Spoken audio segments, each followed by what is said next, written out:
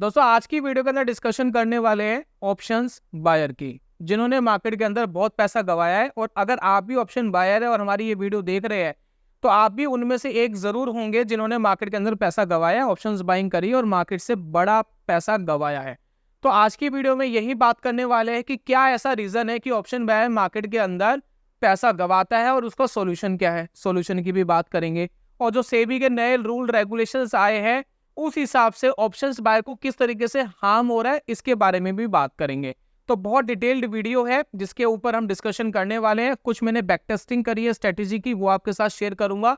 तो कंप्लीट अगर आप वीडियो देखेंगे तो ही आपको सोल्यूशन मिलेगा, अदरवाइज वीडियो को यहीं छोड़ दीजिए, बीच में छोड़ने से अच्छा। तो क्योंकि कंप्लीट देखेंगे तो प्रॉपर्ली आपको समझ में आएगा कि मैं क्या कहना चाह रहा हूं और किस वजह से आप मार्केट के अंदर पैसा लूज करते हैं।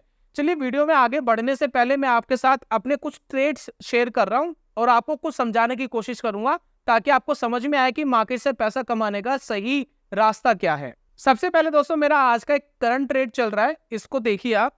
अब यहां पर आपको दिख रहा होगा 8,900 रुपए का प्रॉफिट। सबसे पहली बात तो यह है कि मैं आपको एनकरेज नहीं कर रहा हूं, जो भी मैं ट्रेड दिखा रहा हूं इसके पीछे एक लॉजिक है, वो लॉजिक में समझाने की कोशिश करूंगा। तो यहाँ पर दोस्तों देखिए मुझे 8-9 हजार रुपए का यहाँ प्रॉफिट आ रहा है। आज ही का ट्रेड है, इंट्राडे का ट्रेड है। और प्लस अगर आप यहाँ देख रहे हैं तो यहाँ पर बैंक निफ्टी मैंने शॉर्ट करा हुआ है। क्या करा हुआ है? शॉर्ट करा हुआ है। दिमाग में बिठाइए, इसको भी शॉर्ट करा था, इसका स्टॉप लॉस लग गया, इसको शॉर्ट करा, इसका स्टॉप लॉस नहीं लगा, ये काम कर रहा है। तो दोनों जगह आप देख रहे हैं यहाँ पर मैंने शॉर्ट करा हुआ है। दूसरा, मैंने लास्ट वाली वीडियो के अंदर डिस्कशन करा था कि मैं ऑप्शन सेलिंग स्कैल्पिंग भी करता हूं, यानी इनिशियल बेसिस पर जो मोमेंटम आता है उसको कैप्चर करने की कोशिश करता हूं, लेकिन ऑप्शंस बाइंग के अंदर नहीं, ऑप्शन सेलिंग के अंदर। तो वो मैं एक बार अकाउंट आपको दिखाता हूं, आप यहां देखिएगा। तो यहां पर मैंने आज वो वाला ट्रेड नहीं लिया। अब आप पूछेंगे भाई आज क्यों नहीं लिया? अब कहीं ऐसा तो नहीं कि आप वही ट्रेड दिखाते हो जिसके अंदर प्रॉफिट आ रहा हो, वो ट्रेड नहीं दिखाते जिसमें लॉस आ रहा हो? बिल्कुल ऐसा नहीं है। मेरा एक मंथ का टारगेट रहता है 2.5% से लेकर 3% तक का। अगर वो मुझे मिल जाए तो वो मेरे लिए मोर देन इनफ है। तो अगर आप इस अकाउंट में देख रहे हैं कि अक्टूबर मंथ के अंदर, देखिए इस अकाउंट में 10 लाख रुपीज से मैं ट्रेड करता हूँ और इसमें अक्टूबर मंथ के अंदर 27,000 रुपए आ चुके हैं। तो मेरा 2.5% से लेकर 3% का जो टारगेट है वो मेरा अचीव हो चुका है। और जब भी वो अचीव हो जाता है मैं उस मंथ के लिए अपना ट्रेड बंद कर देता हूं। तो इस मंथ के लिए मैंने अपना ट्रेड बंद कर दिया क्योंकि लास्ट वाले ट्रेड के अंदर 7,000 रुपीज आ गए थे, 7,200 जो हमने लास्ट वाली वीडियो में आपको दिखाया था, 7,200 रुपए आ गए थे। तो यहाँ पर देखिए 27,000 रुपए हो चुके हैं, नेट यहाँ पर रियलाइज हो चुका है। कमाए थे 28,900 रुपए के आसपास, ब्रोकरेजेस एंड टैक्सेस लग गए और काम हो गया। और ये जो सारा ट्रेड है ये एक्सपायरी ट्रेड होता है, लेकिन ऑप्शंस बाइंग पे नहीं, ऑप्शन सेलिंग पे। तो आप जितने भी यहाँ पर ट्रेड देखेंगे सारे ऑप्शन सेलिंग के ट्रेड हैं। तो ये दो ट्रेड जो मैंने आपको दिखाए है, दो अकाउंट के अंदर जो अलग अलग स्ट्रेटेजीज मैंने आपको दिखाई है, इससे एक बात दोस्तों क्लियर हो रही है कि मैं ऑप्शंस बाइंग नहीं कर रहा, मैं क्या कर रहा हूँ? ऑप्शन सेलिंग कर रहा हूँ। इसके पीछे का लॉजिक समझिएगा, प्लस में एक स्ट्रेटेजी का बैक टेस्ट दिखाऊंगा आपको, वो समझिएगा ताकि आपको क्लैरिटी हो क्यों ऑप्शन बायर मार्केट के अंदर लूज करता है और अच्छा अमाउंट मार्केट के अंदर लूज करता है। तो सबसे पहले दोस्तों साइकोलॉजी समझने की कोशिश करते हैं कि मार्केट में हो क्या रहा है। एक तरफ हम पकड़ते हैं, एक है ऑप्शन बायर, ठीक है? क्या है? एक ऑप्शन बायर। और एक तरफ हम पकड़ते हैं, एक है ऑप्शन सेलर, जिसको हम ऑप्शन राइटर भी बोलते हैं, ठीक है? अब हमारा जो प्रोजेक्शन है वो ये है कि ऑप्शन सेलिंग के लिए बहुत पैसा चाहिए होता है। दैट्स द वाई रीजन हम मार्केट के अंदर कर नहीं पाते, ऑप्शन सेलिंग नहीं कर पाते। और ऑप्शन बायर के साथ क्या होता है, उसको 2,000 रुपए में ऑप्शन मिल जाता है, 3,000 में मिल जाता है, 4,000 में मिल जाता है, 5,000 रुपए में मिल जाता है। और उसकी थिंकिंग ये रहती है कि हम एक्सपायरी वाले दिन ट्रेड करेंगे, 3-4 गुना पैसा हो जाएगा, 5-10 हजार रुपए कमा लेंगे, हमारा काम हो जाएगा। महीने के 50,000 रुपए कमा लिए, 1 लाख कमा लिए, हमारा काम हो गया। हम तो यही ट्रेडिंग सीखना चाहते हैं और यही करना चाहते हैं। यानी कहने का मतलब है कि आप क्या कह रहे हो, मैं 5-10 हजार रुपए मार्केट में लगाऊं और मार्केट में इस तरीके की ट्रेडिंग करूं और मेरा काम चल जाए। और वो 5-10 हजार रुपए लगा करके आप कब जाकर के 20-30-40-50 हजार रुपए लगा लेते हो और मार्केट के अंदर टोटली नुकसान हो जाता है। तो समझने की कोशिश करना कि ऑप्शंस बाइंग के अंदर मेनली प्रॉब्लम क्या है, उसका एडवांटेज भी है, डिसएडवांटेज भी है, दोनों समझने की कोशिश करेंगे। सबसे पहले आप मार्केट में क्या कर रहे हो, जब भी आप ट्रेड लेते हो, जैसे कि आपने कोई ट्रेड डाला, तो आपको क्या चाहिए मार्केट के अंदर? आपको क्या चाहिए? आप एक ट्रेड डाल रहे हो और आप ये सोच रहे हो मान लेते हैं कि मार्केट ऊपर जाएगा या मार्केट नीचे जाएगा, ठीक है। तो अगर ऊपर जाएगा तो आप कॉल बाय करने की सोचोगे और नीचे जाएगा तो आप पुट बाय करने की सोचोगे। ऑप्शन बायर यही करता है, कोई भी एनालिसिस उसने करी, आप ये सोच रहे हो ऊपर जाएगा तो कॉल बाय करना है, नीचे जाएगा तो पुट बाय करना है। लेकिन अगर मार्केट रियलिटी में ऊपर जाएगा और कॉल आपने बाय कर ली, तो क्या जरूरी है कि आपका पैसा बनेगा? नहीं, जरूरी नहीं है। पुट बाय कर ली, क्या जरूरी है पैसा बनेगा? जरूरी नहीं है। जरूरी क्या है ऑप्शंस बाइंग के अंदर? जरूरी है मोमेंटम। जब भी आप कोई कॉल बाय करते हो या पुट बाय करते हो तो वो चीज मोमेंटम के साथ होनी चाहिए। यानी आपने ये तो एनालिसिस कर ली कि मार्केट ऊपर जाएगा, लेकिन मार्केट तेजी से ऊपर जाना चाहिए तो ही पैसा बनेगा, और मार्केट तेजी से नीचे जाना चाहिए तो ही पैसा बनेगा। और ये मोमेंटम कितनी बार मार्केट में आता है? रेयर आता है। हर मोमेंटम मतलब हर ट्रेड बाय का एंड सेल का जो मार्केट मोमेंटम कर रही है, वो जरूरी नहीं है कि मोमेंटम के साथ ही आएगा। जो ऊपर जा रहा है नीचे जा रहा है मोमेंटम के साथ होगा नहीं होगा जरूरी नहीं है। मोमेंटम मार्केट में रेयर देखने को मिलते हैं। सिर्फ आपको 20% या 30% टाइम ही आपको मोमेंटम देखने को मिलेंगे, अदरवाइज मोमेंटम नहीं आते हैं मार्केट में। दैट्स द वाई रीजन आपको मार्केट में लॉसेस होते हैं। देखिए ऑप्शंस बायर कब पैसा बनाता है मार्केट के अंदर, कि अब यहाँ पे देखिए प्रोबेबिलिटी की बात करें, मान लेते हैं 100% की प्रोबेबिलिटी को डिवाइड करते हैं। अब यहाँ पर क्या होगा, आपने एक एनालिसिस करी मार्केट ऊपर जाएगा, कॉल आपने बाय करी, अगर मार्केट ऊपर गया तो आपका पैसा बनेगा, वो भी मोमेंटम के साथ होना चाहिए। अगर आप ये मोमेंटम प्ले कर रहे हैं मार्केट में तो देखिए क्या होगा। अगर मार्केट नीचे गया, मार्केट डाउन गया, तो आपको पैसा मिलेगा नहीं, क्योंकि आपने तो कॉल बाय करा है, आपको पैसा नहीं मिलेगा। अगर मार्केट रुका रहा, अगर मार्केट साइडवेज हो गया तो क्या आपको पैसा मिलेगा? नहीं, क्योंकि टाइम डिके हो जाएगा, प्रीमियम डिके हो जाएगा। और अगर मार्केट अप गया तो आपको पैसा मिलेगा, जी हाँ पैसा मिलेगा, लेकिन वो भी कब? थोड़ा तेजी से मार्केट ऊपर जाए, ऐसा नहीं कि स्लो ऊपर जाए, तेजी से जाए तो पैसा मिलेगा। तो यहाँ पर क्या है, 30% चांसेस है आप मार्केट में पैसा नहीं बनाओगे, यहाँ भी 30% चांसेस है आप मार्केट में पैसा नहीं बनाओगे, सिर्फ 30% चांसेस है कि आप मार्केट में पैसा बनाओगे, वो भी मोमेंटम से जाएगा। तो सिर्फ इतना ही चांसेस आपके पास रहता है ऑप्शंस बाइंग में पैसा बनाने के लिए।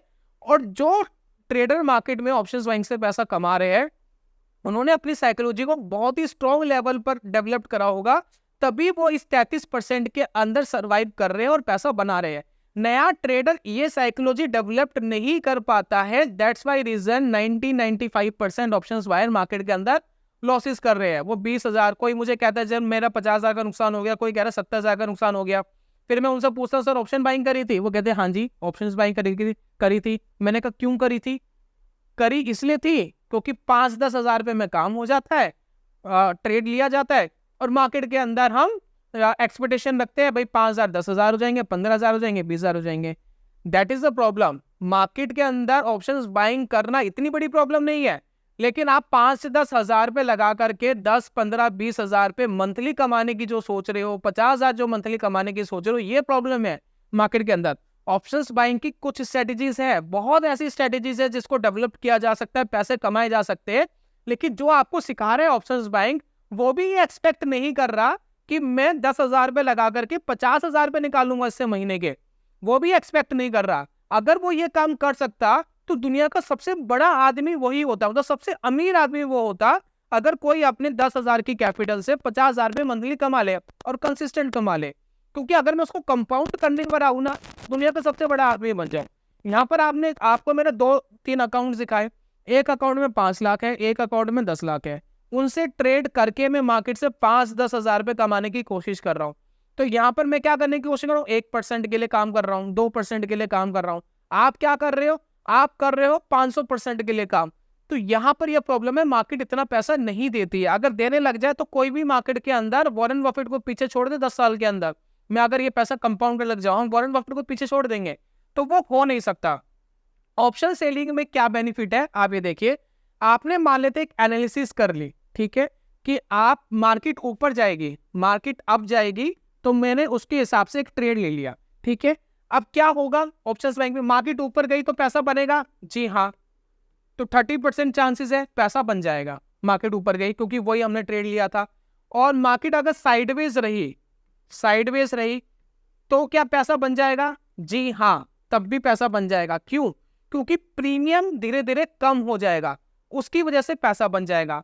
और अगर मार्केट डाउन गई तो क्या आपको नुकसान होगा, जी हाँ, नुकसान हो जाएगा, लेकिन नुकसान कम होगा। कम क्यों होगा? क्योंकि ऑप्शन का जो प्रीमियम है वो भी तो कम होगा ना, तो नुकसान नुकसान यहाँ पर कम होगा। तो 33% चांसेस तो है नुकसान के, लेकिन कम नुकसान के चांसेस है। तो ये दोनों चीजें हमारे फेवर में है, और ऑप्शन बाइंग में सिर्फ यही चीज हमारे फेवर में थी। ऑप्शन सेलिंग में ये दोनों कंबाइंड हमारे फेवर में रहते हैं। इसी वजह से मैं बहुत बार कहता हूं कि ऑप्शन सेलिंग पे ज्यादा ध्यान दो, स्टॉप लॉस लगाओ, अपना रिस्क मैनेजमेंट करो ऑप्शन सेलिंग के अंदर, वहां पैसा बनाने के आपके ज्यादा चांसेस रहेंगे। ऑप्शंस बाइंग बुरी नहीं है, लेकिन ऑप्शंस बाइंग जब जिस इंटेंशन से करते हैं वो बुरा है। जहां आप 5-10 हजार रुपए लगा करके 40-50 हजार कमाने की कोशिश कर रहे हो, वो एग्जैक्टली प्रॉब्लम है। और ऑप्शन सेलिंग के अंदर प्रोबेबिलिटी हाई होती है, और यही दोस्तों रीजन है कि आपको ऑप्शन सेलिंग के बारे में इनिशियल बेसिस पर ही सोचना चाहिए कि आप कैसे रिस्क मैनेजमेंट करोगे। जो भी आप प्रैक्टिस कर रहे हो या जो भी कोर्सेज बाय कर रहे हो, जो भी एजुकेशन ले रहे हो, तो मेरा सजेशन ये रहता है हमेशा ऑप्शन सेलिंग की तरफ लोगे तो ज्यादा आपके लिए बेनिफिशियल होगा। अब सेबी ने कुछ रूल रेगुलेशंस मार्केट के अंदर निकाल दिए। अब उसके अंदर क्या है कि नया प्लेयर मार्केट के अंदर एंटर कैसे हो, वो एक प्रॉब्लम हो गया, वो क्वेश्चनेबल हो गया। जो भी सेबी रूल रेगुलेशन ला रही है, मैं 100% सहमत हूं कि सेबी ये सोच रही है कि रिटेलर्स को बचाया जाए, रिटेलर को नुकसान मार्केट में ना हो। और मैं खुद एनकरेज नहीं कर रहा ट्रेडिंग को, लेकिन मैं इस चीज को एनकरेज कर रहा हूं कि सही वे क्या है पैसे कमाने का, तो वो है कि ऑप्शन सेलिंग पर अगर आप रिलाई करते हैं तो हाई प्रोबेबिलिटी बन जाती है। ऐसा नहीं कि नुकसान नहीं कर सकते आप ऑप्शन सेलिंग में, नुकसान कर सकते हैं, लेकिन चांसेस ज्यादा है कि आप पैसे बना सकते हो। ये दोस्तों मैं कहना चाहता हूं। अब चलिए एक स्ट्रैटेजी को बैक टेस्ट मैंने करा, सिंपल सी स्ट्रैटेजी है, जरा उसको देखते हैं कि उसके अंदर करा क्या है, ताकि आपको समझ में आए कि मैं क्या कहने की कोशिश कर रहा हूं। अब यहाँ पर दोस्तों मैंने ऑप्शन बाइंग की एक स्ट्रैटेजी बनाई है, और सेम स्ट्रैटेजी मैंने ऑप्शन सेलिंग की रखी है। दोनों स्ट्रैटेजी सेम है, लेकिन वो ऑप्शन सेलिंग की है और वहां हम ऑप्शन बाइंग करेंगे। अब दोनों का हम ये जानने की कोशिश कर रहे हैं कि कब हम एंट्री ले रहे हैं, कब हम एग्जिट ले रहे हैं। तो यहाँ पर देखिए 2 कॉन्ट्रैक्ट मैंने लगाए हैं, जैसे कि आप यहाँ देख सकते हैं। एक में हम कॉल बाय करेंगे वीकली कॉन्ट्रैक्ट के ऊपर निफ्टी की, और यहाँ पर आप देखिए एक पुट बाय करेंगे वीकली कॉन्ट्रैक्ट निफ्टी 50 की, ठीक है। उसके ऊपर देखिए MIS ट्रेड है, इंट्राडे का ट्रेड लेंगे, 15 मिनट का टाइम फ्रेम है। उसके बाद आप नीचे देखिए स्ट्रेटेजी बड़ी सिंपल है, 15 मिनट का जो क्लोज प्राइस है वो जब भी हायर देन होगा 15 मिनट के सुपर ट्रेंड से, यानी जब मार्केट ऊपर जा रही होगी तब हम बाय करेंगे।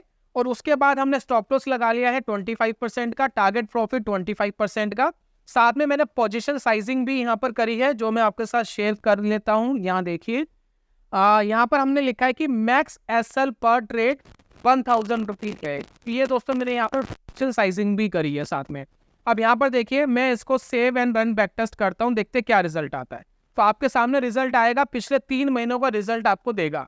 क्या देखते हैं कि जब भी चार्ट के ऊपर कंडीशंस आ रही है, लेकिन ये चार्ट ऑप्शंस के चार्ट है जिसके ऊपर कैप्चर करेगा, not to worry about it, दोनों को यहाँ पर देखेंगे। और सेम स्ट्रेटेजी मैंने लगा दी ऑप्शन सेलिंग के अंदर, वहां देखेंगे कि क्या हो रहा है। तो यहाँ देखिए कॉल ऑप्शन के अंदर हमें 2200 रुपए का यहाँ पर नुकसान आया, जिसके अंदर देखिए 45 ट्रेड लिए थे, 15 देखिए 45 ट्रेड में सिर्फ 15 ही प्रॉफिटेबल है, 30 लॉस में है। तो वो मैंने आपको प्रोबेबिलिटी बताई थी 33% की, वही आ रही है। 45 ट्रेड में से 15 ही प्रॉफिट में गए, यानी 33% ट्रेड ही प्रॉफिट में गए। उसके बाद देखिए 39 ट्रेड में से सिर्फ 10 ही प्रॉफिट में गए, सिर्फ 25%, और दोनों में नुकसान आया। इसमें भी नुकसान आया, पुट में भी और कॉल में भी नुकसान आया। अब यहाँ पर दोस्तों ये चीज हुई, यहाँ पर आपको देखने को मिल रही है। अब मैं ये नहीं कह रहा कि ऑप्शंस बाइंग की ये बेस्ट स्ट्रैटेजी है, ये सिर्फ एग्जांपल दे रहा हूं कि सेम स्ट्रैटेजी अगर हम ऑप्शंस बाइंग में लगाए, और सेम ही स्ट्रैटेजी, बहुत सिंपल सी चीज है, मतलब सिर्फ एग्जांपल ले रहे हैं हम, अगर सेम ही चीज अगर हम ऑप्शन सेलिंग में लगाए तो होगा क्या। तो सेम ही चीज दोस्तों मैंने ऑप्शन सेलिंग के अंदर लगाई। अब यहाँ पर रिजल्ट आप देखिए, सेम ही चीज है। अब यहाँ पर ट्रेड थोड़े ज्यादा मिले, लेकिन यहाँ देखिए आपको कॉल में बेनिफिट आया 12,000 का, और पुट में 6,500 रुपए का नुकसान आया, और एटलीस्ट ये देखिए 4,800 रुपये हम मार्केट के अंदर कमा पाए। ऑप्शंस बाइंग में नुकसान हुआ, ऑप्शन सेलिंग में प्रॉफिट आया, लेकिन यहाँ पर फंड ज्यादा चाहिए था। ऑब्वियसली ऑप्शंस बाइंग में ज्यादा फंड नहीं चाहिए था, ये डिफरेंस है। दूसरा डिफरेंस क्या है, यहाँ पर 114 ट्रेड लिए गए। अब यहाँ पर हम एक चीज और भूल जाते हैं, हम ट्रेड भी बहुत ज्यादा ले रहे हैं। हालांकि इस स्ट्रेटेजी ने पैसे बना कर दिए, लेकिन जब मैं एग्जीक्यूशन कॉस्ट यहाँ पर लगाऊंगा 114 ट्रेड्स की, तो मान लेते हैं कि 40 रुपए अगर मेरे लग रहे हैं, 40 रुपीज लग रहे हैं, 40 क्यों 45 50 रुपए लगेंगे बायर से लगा, तो ये प्रॉफिट भी जीरो हो गया। और ऑप्शंस बाइंग में अगर मैं चार्जेस लगा दूं तो नुकसान और बढ़ जाएगा। तो आपको क्या करना था, ऑप्शन सेलिंग पे तो रिलाई करना था, लेकिन स्ट्रैटेजी आपको ऐसी चाहिए थी जिसके अंदर आपको ज्यादा ब्रोकरेजेस से गवर्नमेंट के टैक्सेस ना देने पड़े। तो दोनों में हमें यह पता लग गया कि ऑप्शन सेलिंग में बेस्ट रिजल्ट आया। ठीक है, स्ट्रैटेजी वही थी, सेम स्ट्रैटेजी हमने यहाँ ली थी। बस यहाँ पर क्या था, एंट्री कंडीशन में दिखा देता हूँ आपको। यहाँ पर सिर्फ हम क्या कह रहे हैं, 15 मिनट का जो क्लोज है वो लोअर देन होगा सुपर ट्रेंड के, क्योंकि हम शॉर्ट कर रहे हैं ना। तो जब मार्केट नीचे जा रहा होगा, जब प्रीमियम नीचे जा रहा होगा, तभी हम करेंगे। और यहाँ भी हमने 25 का एसएल लगाया, 50 का हमने टारगेट प्रॉफिट लगाया और एमआईएस का ट्रेड लिया हुआ है। तो दोनों चीजों में दोस्तों आपको डिफरेंस क्या लग रहा है कि ऑप्शंस बाइंग में फिर भी एक हायर प्रोबेबिलिटी रही, हालांकि पैसा इसने भी बना के नहीं दिया। क्यों नहीं बना के दिया, अब देखिए ट्रेडिंग चार्जेस में ऐड करता हूँ। अब ये देखिए, अब लॉस में आ गया। अब ऑप्शंस बाइंग में देखिए ट्रेडिंग चार्जेस ऐड करता हूँ, यहाँ देखिए 12,500 का नुकसान है, अब ट्रेडिंग चार्जेस ऐड करता हूँ, 17,500 का नुकसान हो गया। अब यहाँ पर अगर हमने लॉट साइज ज्यादा लिए होते, ऑप्शन सेलिंग में लॉट अगर ज्यादा लिए होते, मान लेते हमने 2 लॉट के ऊपर काम करा होता या 4 लॉट पे काम करा होता, तो वहां पर क्या होता, ऑटोमेटिक प्रॉफिटेबल होते, क्योंकि ब्रोकरेजेस सेम ही लग रहा है। अगर हम डिस्काउंट ब्रोकर की बात करें तो आप चाहे 1 लॉट लो, चाहे 4-5 लॉट लो, गवर्नमेंट के टैक्सेस जरूर बढ़ जाएंगे एग्जीक्यूशन के, लेकिन ब्रोकरेजेस तो वो 20 रुपये बाय करने का, 20 रुपये सेल करने का लग रहा है, तो वो बेनिफिट मिलता, तो आप ऑटोमेटिक प्रॉफिटेबल आते।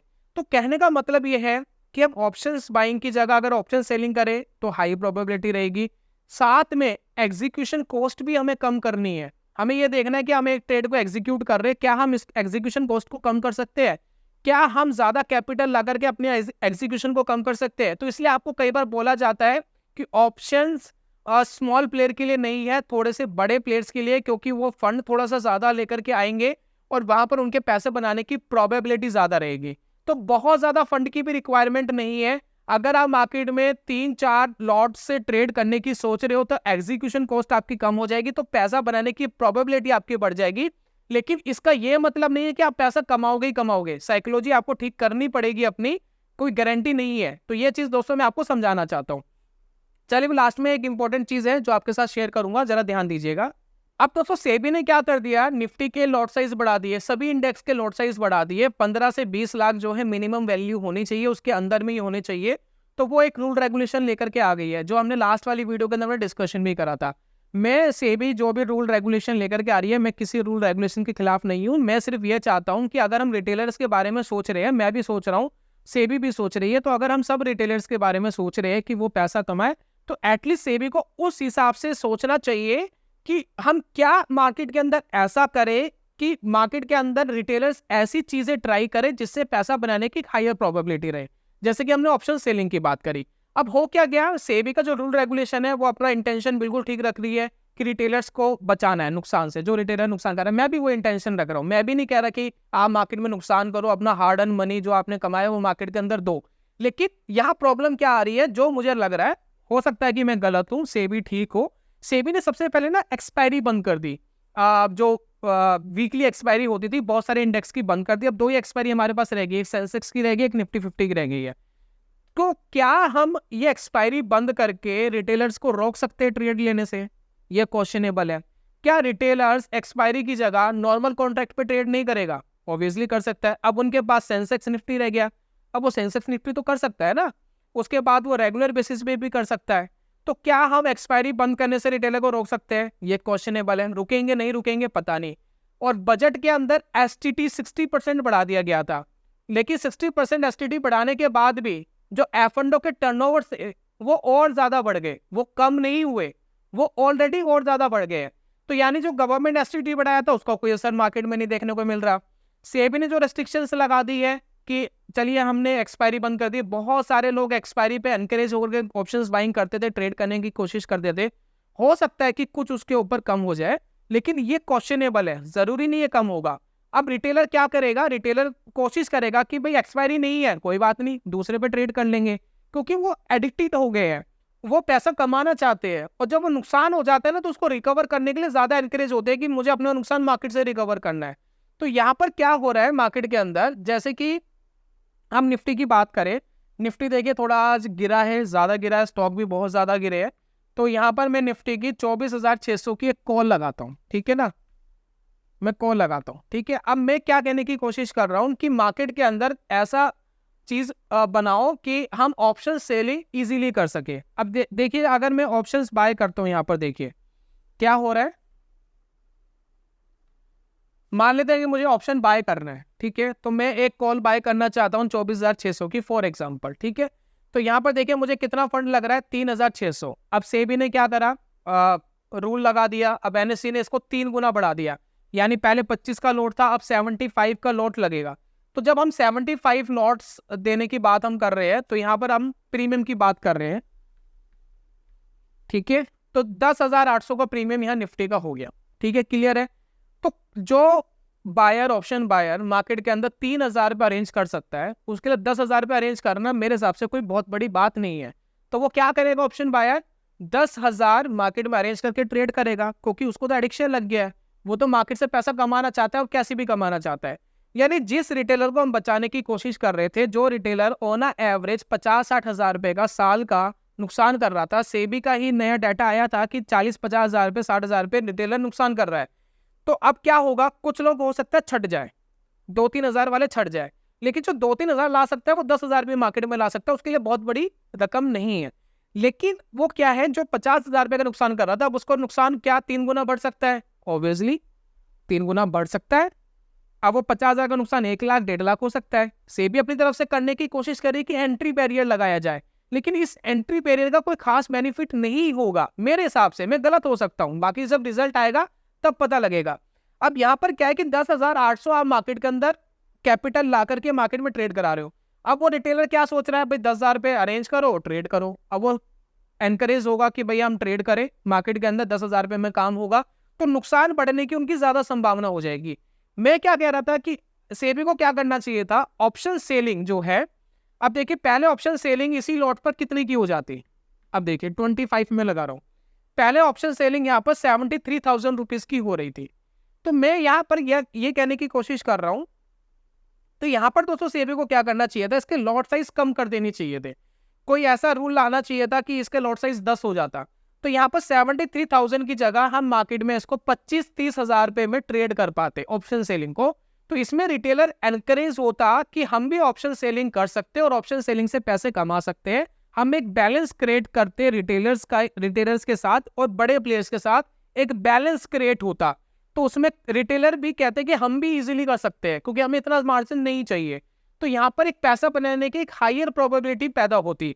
अब क्या है, यहाँ पर एक खाई पैदा हो गई है, जब हम लॉट साइज को 3 गुना हमने कर दिया है, तो इससे क्या हुआ, अब यहाँ पर मार्जिन चाहिए 2,20,000। अब मुझे अगर ट्रेड करना है तो 2,20,000 रुपए में लेकर के आऊंगा, तब मार्केट में प्ले करूंगा। तो जो रिटेलर पहले ही ऑप्शन सेलिंग नहीं कर पा रहे थे मार्जिन की वजह से, अब वो और नहीं कर पा रहे क्योंकि अब उनको और ज्यादा फंड की रिक्वायरमेंट होगी। जो स्प्रेड बना करके ट्राई कर रहे थे, वो स्प्रेड की वैल्यू भी 3 गुना हो गई है। तो यहाँ पर दोस्तों मैं इस चीज के खिलाफ हूं, मुझे ये चीज नहीं पसंद आई, क्योंकि ऑप्शन सेलिंग को थोड़ा सा अगर इजी बनाया जाता तो रिटेलर ट्राई करता और पैसे बनाने की एक हाई प्रोबेबिलिटी बनती, उसको एक कॉन्फिडेंस आता, फिर वो एग्जीक्यूशन अपनी कॉस्ट कम करने के लिए फिर वो सोचता कि एग्जीक्यूशन कॉस्ट कम करके हम मार्केट के अंदर कैसे प्ले कर सकते हैं। हो सकता है मेरी इस बात से काफी लोग रिलाई कर रहे हो, काफी लोग हो सकता है ना रिलाई कर रहे हो, लेकिन जितना मुझे ट्रेडिंग की समझ है उस हिसाब से ऑप्शंस बाइंग टफेस्ट पार्ट है मार्केट के अंदर पैसे बनाने का, टफेस्ट पार्ट। तो यहाँ पर सेबी को यह करना चाहिए था कि एंट्री बैरियर की जगह हम एनकरेज करते कि किस सेगमेंट के अंदर पैसा बनाना थोड़ा सा ज्यादा इजी हो सकता है, तो ऑप्शन सेलिंग के ऊपर एनकरेज करना चाहिए था।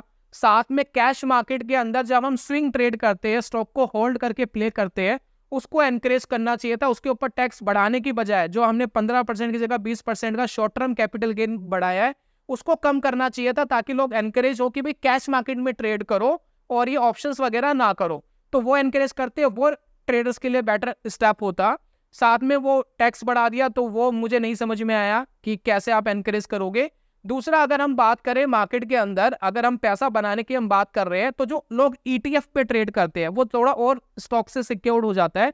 तो ETF को लेकर के थोड़ी सी एजुकेशन मार्केट में देनी चाहिए थी कि ETF ट्रेड कर लो, कम रिस्की होते हैं, ऑप्शन से कम रिस्की होते हैं, स्टॉक से कम रिस्की होते हैं, प्लस ETF ट्रेड के ऊपर टैक्स 0 कर देते तो वो ज्यादा बेनिफिशियल हो सकता था। तो बहुत सारे ऐसे स्टेप लिए जा सकते थे जिसमें रिटेलर्स ऐसी जगह शिफ्ट होता जहां पर पैसा बनाना थोड़ा सा इजी है।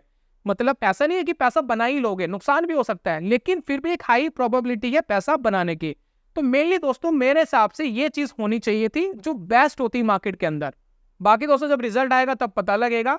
और यही था आज की वीडियो के अंदर। उम्मीद करता हूं कि आपको रियलिटी में चीजें समझ में आ गई होगी, क्यों ऑप्शंस बाइंग से पैसा कमाना मुश्किल है और ऑप्शन सेलिंग से पैसा कमाना काफी इजी हो जाता है ऑप्शंस बाइंग के कंपैरिजन में। लेकिन इसका मतलब ये नहीं है कि आप पैसा कमाओगे ही कमाओगे। नुकसान मार्केट में कभी भी हो सकता है जब तक आपके पास प्रॉपर सेटअप ना हो, साइकोलॉजी ना हो, आपका माइंडसेट ठीक ना हो। आप चाहे ऑप्शंस बाइंग कर लो चाहे ऑप्शन सेलिंग कर लो, कहीं से भी पैसा नहीं बनने वाला। लेकिन ये बात कंफर्म है कि ऑप्शन सेलिंग से कंपेयर करें हम, पैसा बनाने की एक हाई प्रोबेबिलिटी होती है। तो ये तो दोस्तों आज की वीडियो के अंदर। बाकी दोस्तों वीडियो को एंड करने से पहले इंपॉर्टेंट अपडेट यही है कि अगर आप इंट्राडे ट्रेडिंग मार्केट के अंदर सीखना चाहते हैं तो एक कोर्स हमने लॉन्च करा है जो बिल्कुल फ्री ऑफ कॉस्ट है, जिसमें हमने option selling, option scalping, option systematic trading के बारे में बताया है। और ये सारी चीजें आपको मिल जाएगी फ्री ऑफ कॉस्ट। आपको कोई पैसा नहीं देना है इस कोर्स के लिए। ये कोर्स लेने के लिए आपको बहुत छोटे से काम करने हैं। अगर आपको हमारी वीडियो समझ में आ रही है, मैं समझ में आ रहा हूँ, तो चैनल सब्सक्राइब कर लीजिए, नोटिफिकेशन बेल को ऑन कर लीजिए। और उसके बाद एक गूगल फॉर्म हमने प्रोवाइड करा है डिस्क्रिप्शन कमेंट बॉक्स में, उसको क्लिक करके फिल करके भेज दीजिए। हम 2 से 3 दिन में ईमेल के थ्रू आपको कोर्स भिजवा देंगे फ्री ऑफ कॉस्ट, कोई पैसा नहीं लगेगा। तो ये था दोस्तों आज की वीडियो के अंदर। जल्दी मिलूंगा नेक्स्ट वीडियो में, तब तक के लिए good bye, God bless you, bye bye दोस्तों।